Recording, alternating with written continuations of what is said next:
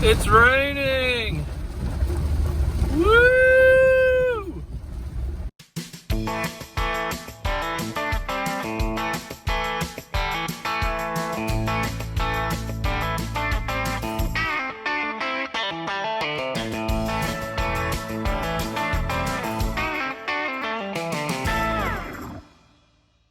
All right, so if you guys have been following us, you know that we've been very dry ever since, well, it rained all through May and kind of pushed our planting back, and then we had all of our work pushed together in June, and we had a whole bunch of rain forecast, and so we pushed really hard to get everything done, and then none of that rain ever panned out.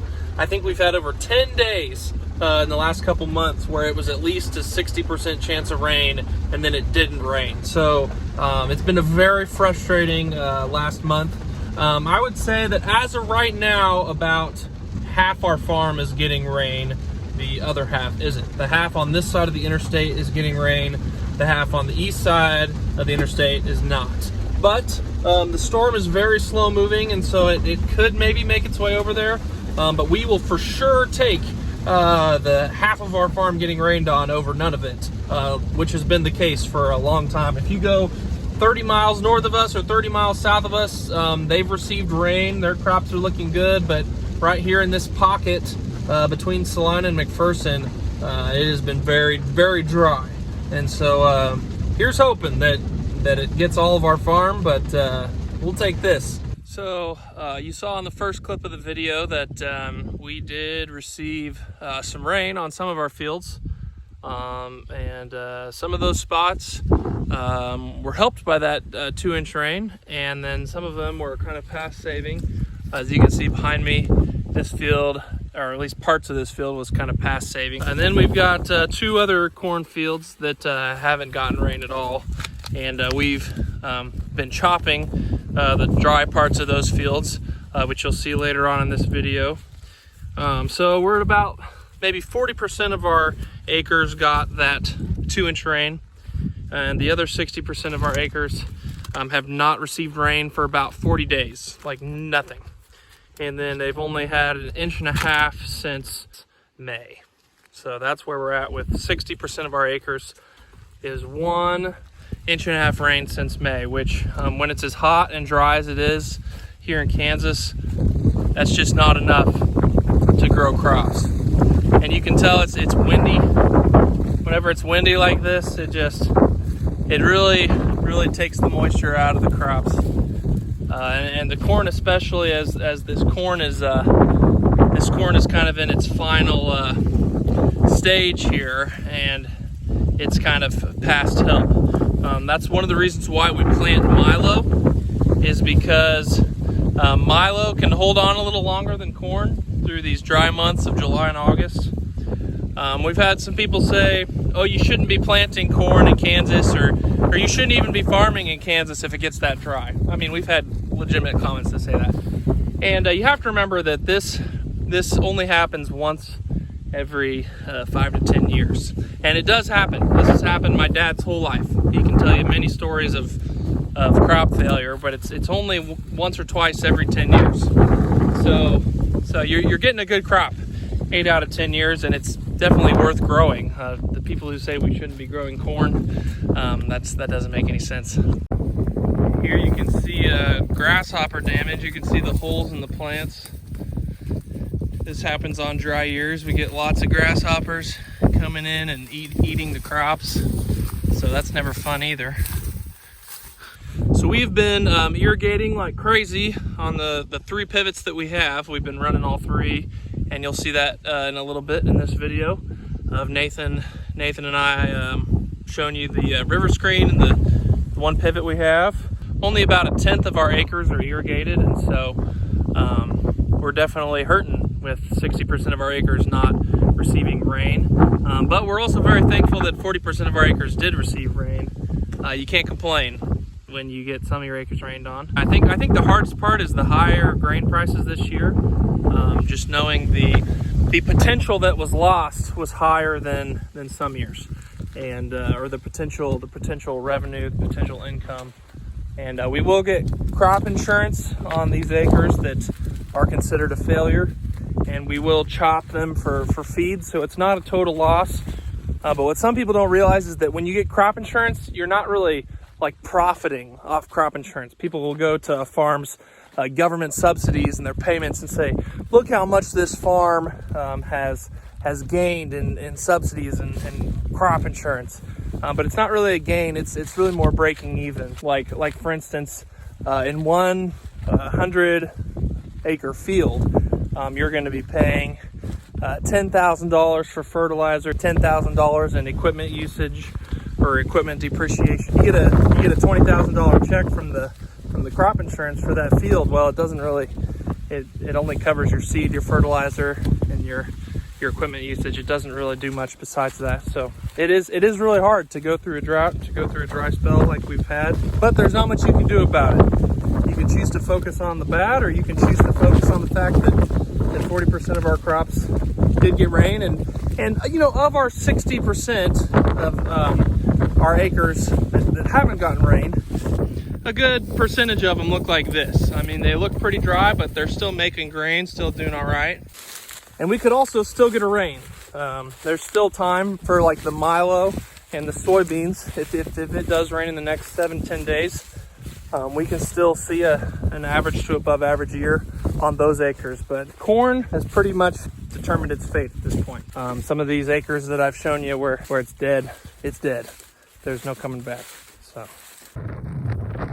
but it is really sad when this is what all your hard work looks like after a couple months. And we will chop this for silage, but the potential it had to make grain, especially with the high grain prices, very sad. It is what it is. It's part of farming. All right, so we are back at the river. Hey, we're wearing matching shorts. I didn't notice that until we were on camera. Wow.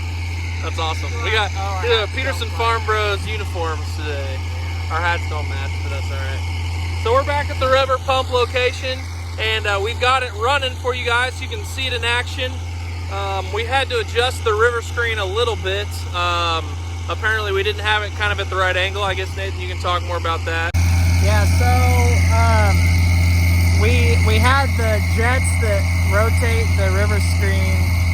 We had them pointed too far down, and so it wasn't turning quite fast enough. And now I have them up a little farther. So I think it's about right. We want it turning about 4 to 6 RPM, so about 15 seconds to a turn. I did a bunch of explaining in the last irrigation video, and then it must not have been recording or something. The GoPro file corrupted. Yeah. So we didn't get any of your explanation over how to start the pump or how to do the suction out of the truck airline. Yeah, it's whatever. So our two gas engines, well, they're propane LP gas engines. They're easy to get suction off of the engine to suck the water up into the pump, and then that primes it, and then you pull the clutch and it pumps. The diesel engine that you guys saw me prime, it's harder to get suction off of the diesel engine just because of how diesel engines work. We've been told we can still get it off of the air intake, but we haven't got it set up yet. So what we do is run just a garden hose up to my pickup, and you saw me pull the air line for my brakes. Don't worry, I hadn't parked. And I stick it on there for suction, and so then it's the same process. You suck the air out of everything below the pump. You suck the air out, and it pulls the water up, so you can't have any leaks. And it pulls the water up with that suction, and then once you get the pump completely full, then you can pull the clutch, and then it starts spinning and has its own suction, and then it can pump. It can fill up the pressure side itself. So how do you start this one? You start the engine with the clutch off, and then you open two valves to pull the air out, and then once the water shows up in the sight glass, then you shut the valves and pull the clutch, and then go. So you can see we're pumping about 550 gallon here, which is about what we do out of that other pivot. And this pivot is actually shorter, so we're putting on more water per pass, but that's kind of nice to be able to do.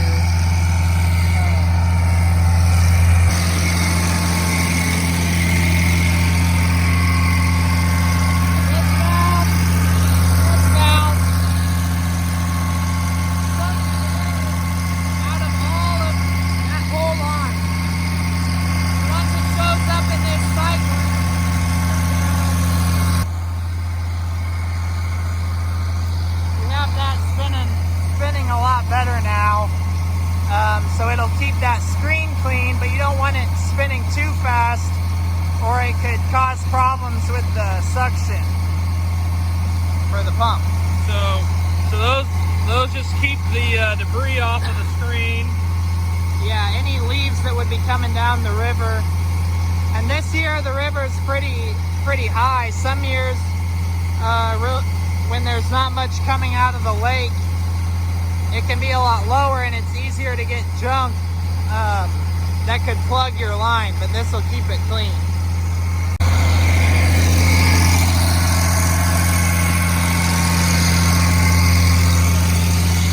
Nathan had to go in the water this time around. He's got his boots and his clothes. I went swimming. He was the one who had to go. Last time I was the one who had to go swimming, but he went into the water and changed that setting on the Riverscreen, so. It was easier than... Well, I could have tried to pull it over to the bank, but I figured I was going to get wet one way or another, and it was hot, so... Also, we don't have any threats of flooding right now, so we haven't had to worry about building our crane. As you saw in the beginning of the video, this from here east hasn't gotten any rain. And then by my house over west, it got 2 inches of rain, but when it's 100 degrees and hot like this, that 2 inches goes away pretty fast. And so we're still gonna need more rain. Hopefully here in August or September, we'll get something. That's why we irrigate.